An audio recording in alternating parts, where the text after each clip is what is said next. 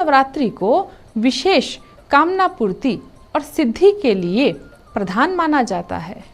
मान्यता है कि गुप्त नवरात्रों में साधना काल में माँ शक्ति का जप तप ध्यान करने से जीवन में आ रही सभी बाधाएं नष्ट होने लगती है। इस दौरान साधक भगवती की आराधना और विशेष पाठ गुप्त रूप से करते हैं, तभी उनकी मनोकामना फलित होती है।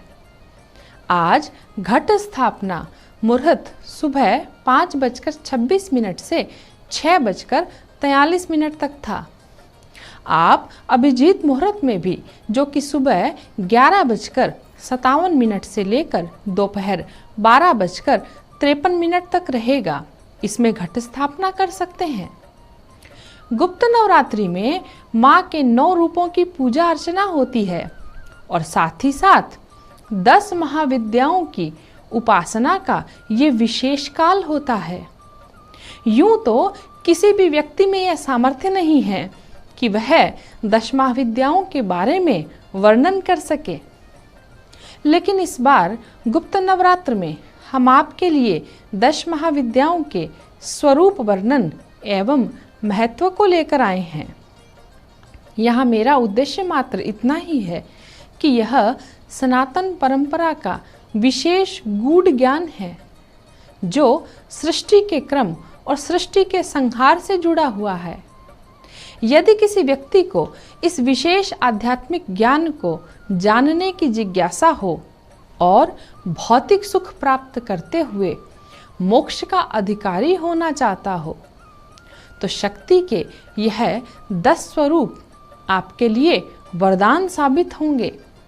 महाविद्याओं के प्रादुर्भाव को लेकर महाभागवत में कथा आती है।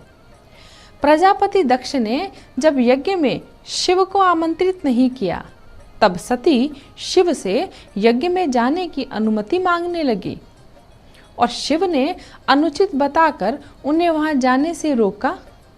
जब माता पार्वती ने वहां जाने की जिद की और शिव के लिए यज्ञ भाग लेने की बात कही, अन्यथा मैं यज्ञ को ही नष्ट कर दूंगी, ऐसा कहते हुए सती के नेत्र क्रोध से लाल हो गए।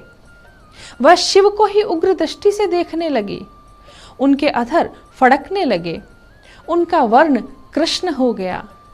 क्रोधाग्नि से दग्ध वह बहुत ही उग्र दिखने लगी और करोड़ों करोड़ों सूर्य के समान वह तेजोमयी बारंबार अट्टहास करने लगी। देवी का यह रूप देखकर शिव भी गमन करने लगे। उन्हें रोकने के लिए देवी ने अपने अंग से 10 दिशाओं में 10 देवियों को प्रकट किया। देवी के यह शक्ति स्वरूप ही 10 महाविद्या कहलाए।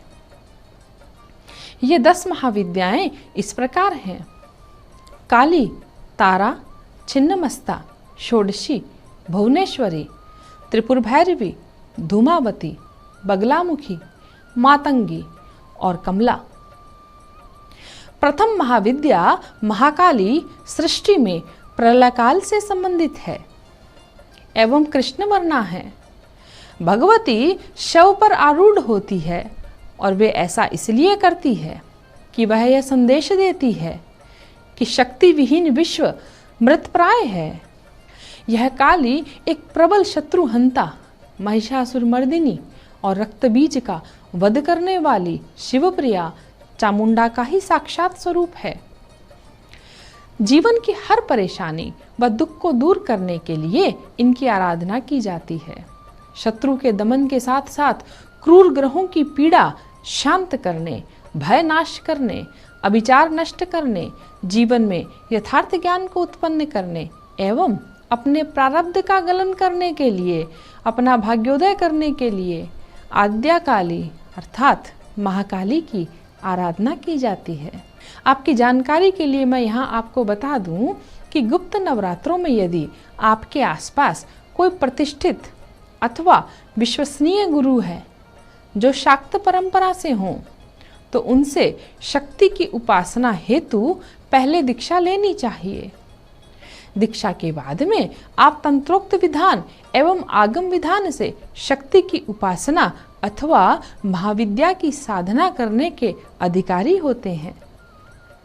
अथवा घर में आप साधारण रूप से शक्ति स्वरूपा माँ दुर्गा की उपासना नवरात्र में अवश्य करें एवं उन्हीं से माँ काली का ध्यान करें। पूजन में देखिए, आज आपको स्नान आदि से निवृत्त होने के बाद में अभिजीत मुहूर्त में विधिवत घट स्थापना करनी है। एक चौकी पर माँ दुर्गा की मूर्ति स्थापित करें और लाल रंग का सिंदूर और लाल रंग की चुनरी अर्पित करें, साथ ही श्रृंगार के सामान अर्पित करें। इसके बाद लाल रंग का पुष्प अवश्य चढ़ाएं। अपने बाएं हाथ की तरफ घृत का दीपक एवं अपने दाएं हाथ की तरफ तेल का दीपक प्रज्वलित करें। माता के मंत्रों का जाप करें। किसी विशेष कामना पूर्ति के लिए आधी रात में माँ दुर्गा के विशेष अनुष्ठान भी आप कर सकते हैं। अंत में दुर्गा में ही महाकाली के स्वरूप का ध्यान करके उन्हें प्रणाम करके अपनी विशेष कामना की सिद्धि के लिए निवेदन करें। घर में सुबह और शाम गूगल की धूप अवश्य करनी है। इस धूप को आप पान के पत्तों पर रखकर जलाएं।